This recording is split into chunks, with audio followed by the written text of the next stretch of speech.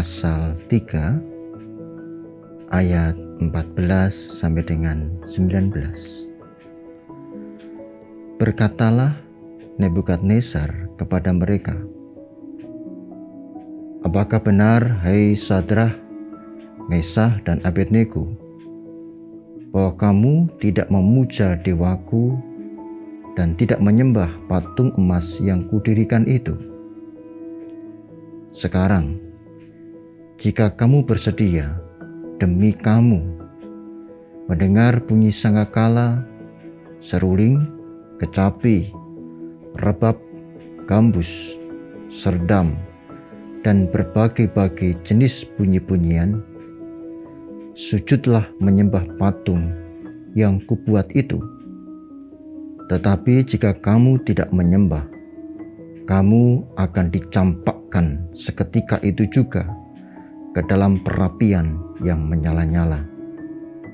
Dan dewa manakah yang dapat melepaskan kamu dari dalam tanganku?" Lalu Sadrah, Mesah, dan Abednego menjawab Raja Nebukadnezar, "Tidak ada gunanya kami memberi jawab kepada tuanku dalam hal ini. Jika Allah kami yang kami puja sanggup melepaskan kami, maka Ia akan melepaskan kami dari perapian yang menyala-nyala itu dan dari dalam tanganmu, ya Raja. Tetapi seandainya tidak, hendaklah tuanku mengetahui, ya Raja, bahwa kami tidak akan memuja dewa tuanku dan tidak akan menyembah patung emas yang tuanku dirikan itu." Maka meluaplah kegeraman Nebukadnezar. Air mukanya berubah terhadap Sadrah, Mesah, dan Abednego. Lalu diperintahkannya supaya perapian itu dibuat 7 kali lebih panas dari yang biasa. Amin. Berbahagia setiap orang yang mendengarkan firman Tuhan dan menghayatinya. Haleluya.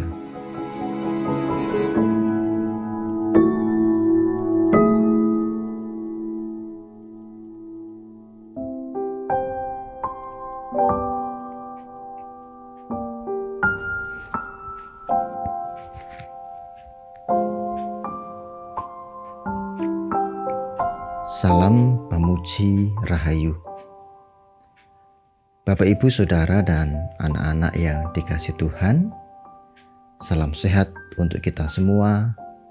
Tetap semangat, keep spirit. Krisis itu suatu kegentingan, mengkhawatirkan, dan berbahaya. Ketika orang berada dalam krisis, berarti orang itu hidupnya dalam situasi genting, mengkhawatirkan, dan berada dalam bahaya.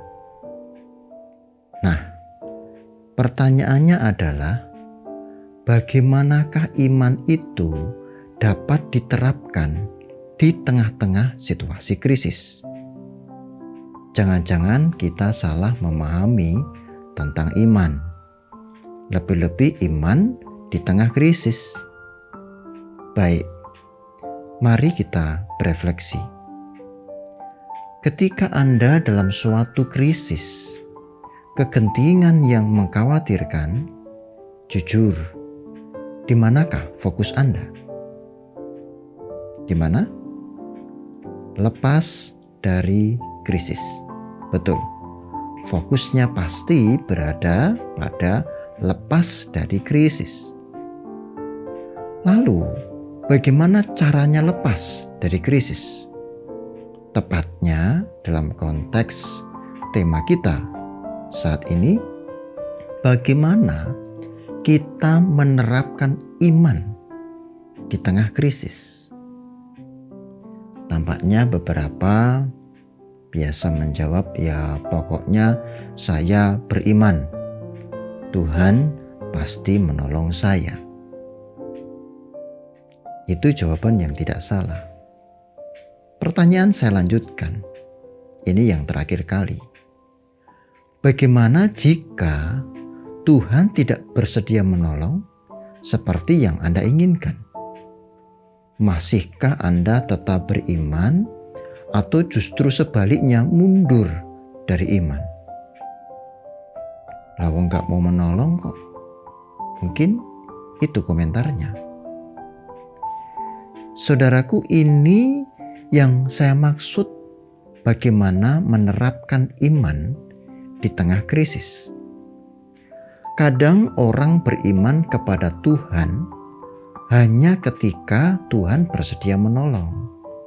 Hanya ketika Tuhan mau memberkati kita.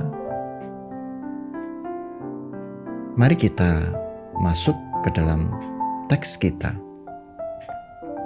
Kisah Sadrah, Mesah, dan Abednego adalah teladan sejati tentang iman. Mari belajar dari teman-teman Daniel ini. Dikisahkan Raja Nebukadnezar marah besar. Iya, raja ini memang raja yang sangat mudah marah.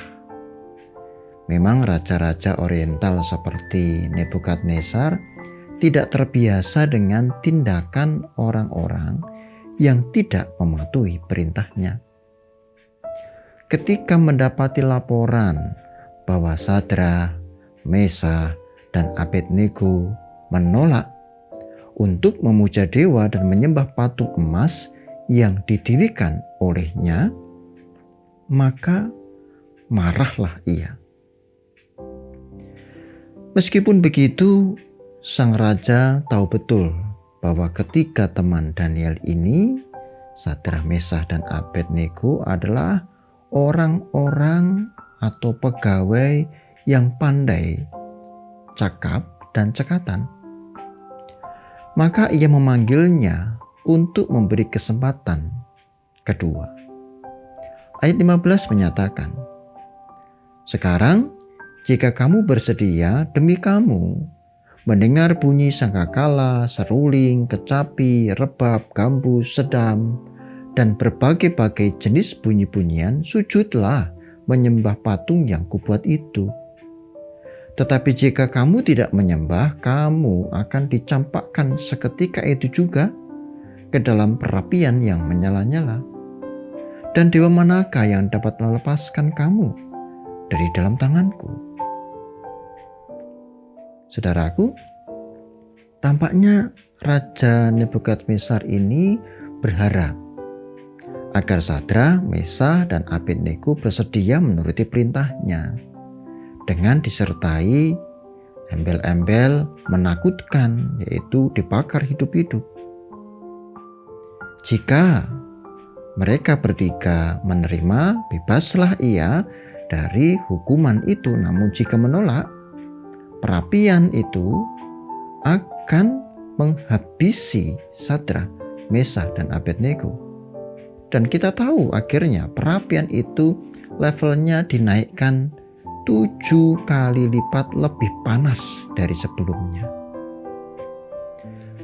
Mari perhatikan saudaraku, Sadrah, Mesah, dan Abednego mengalami krisis, mengalami kegentingan yang mengkhawatirkan, yang berbahaya. Nyawa mereka sungguh-sungguh terancam. Akankah mereka menjual iman mereka demi keluar dari krisis itu? Akankah mereka menukar iman mereka demi keluar dari krisis ini? Nah, bagaimana saudaraku jika peristiwa mereka, Sadrah, Mesah, dan Abednego, terjadi pada hidup Anda semua? Mari kita perhatikan dengan sesama kisah selanjutnya. Ayat 16 sampai dengan 18 menarik untuk kita dalami. Lalu Sadrah, Mesah, dan Abednego menjawab Raja Nebukadnezar, "Tidak ada gunanya kami memberi jawab kepada tuanku dalam hal ini, Jika Allah kami yang kami puja sanggup melepaskan kami, maka Ia akan melepaskan kami dari perapian yang menyala-nyala itu dan dari dalam tangan-Mu, ya Raja. Tetapi seandainya tidak, hendaklah Tuanku mengetahui, ya Raja, bahwa kami tidak akan memuja dewa Tuanku dan tidak akan menyembah patung emas yang Tuanku dirikan itu. Satu ungkapan saya, saudaraku, wow.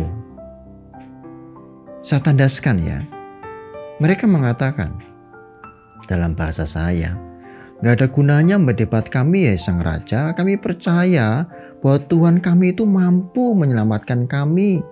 Tetapi seandainya tidak, patung dan krisis yang mengerikan dari tangan Raja tidak menjadi pilihan untuk mengingkari Tuhan kami. Luar biasa, saudaraku. Oleh sebab itu saya mengatakan wow tadi. Ini baru yang namanya iman.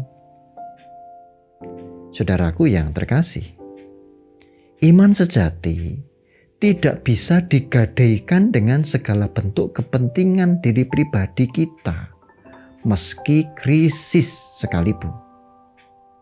Lalu, di manakah iman didasarkan?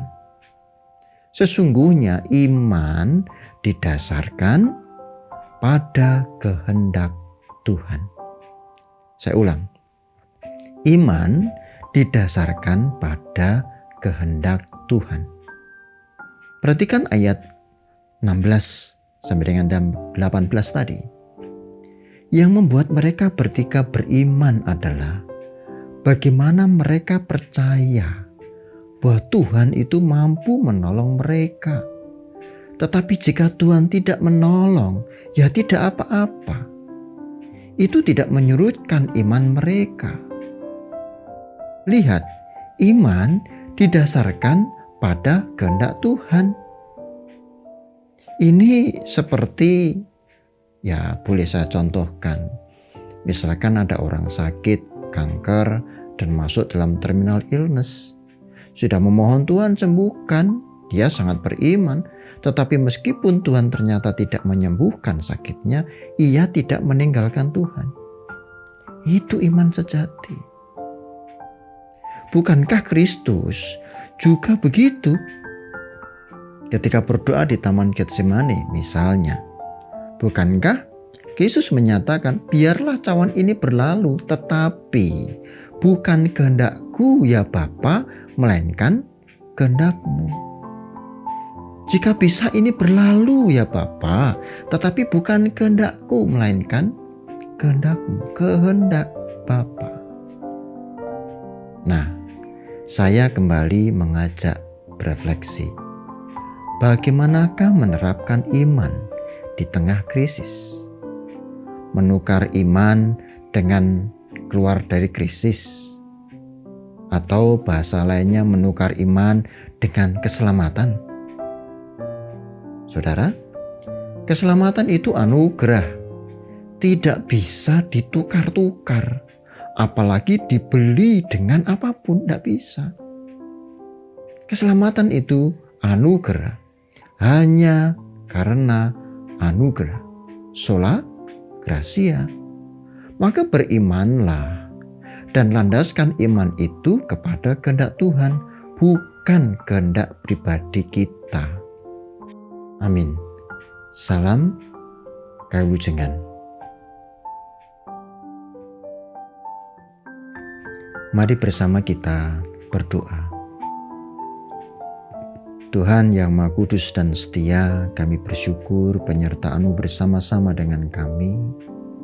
Bahkan ketika kami berefleksi tentang krisis dan iman, kiranya kami dimampukan menematkan iman yang benar ketika kami berada dalam krisis, di mana iman kami didasarkan pada kehendak Bapa. Dan kami yakin Tuhan memiliki rancangan-rancangan yang lebih baik daripada rancangan manusia kami. Dan kami juga berdoa secara khusus di masa pandemi saat ini, masih level 4 dan rencana masih dalam perpanjangan PPKM, khusus di Yogyakarta, kiranya levelnya bisa turun ya Bapa. Kami yakin dan percaya Tuhan hadir. Lebih-lebih proses vaksinasi di berbagai daerah, kiranya Indonesia segera berlangsung dengan baik. Kami yakin Tuhan menolong kami. Kami berserah. Kami berdoa khusus untuk jemaat-Mu di GKJ Jatimulyo yang sedang berduka karena ditinggal pergi suami terkasih. Kiranya ya Bapa, penyertaan-Mu ada. Yang ditinggal pergi istri terkasih ataupun anak-anak, kiranya penghiburan-Mu segera ada pada saudara-saudara kami ini. Dan kami ingin juga menjadi teman bagi saudara kami yang berduka ini, saling menghibur satu dengan yang lain. Berkati kami dalam perjalanan kehidupan kami selanjutnya, dalam tantangan-tantangan kehidupan kami, masalah ekonomi, masalah-masalah yang ada, studi, ataupun yang mencari pekerjaan, ataupun yang lainnya. Kami percaya Tuhan menolong kami. Demi nama kudus Kristus, Sang Penebus, kami berdoa dan bersyukur. Amin.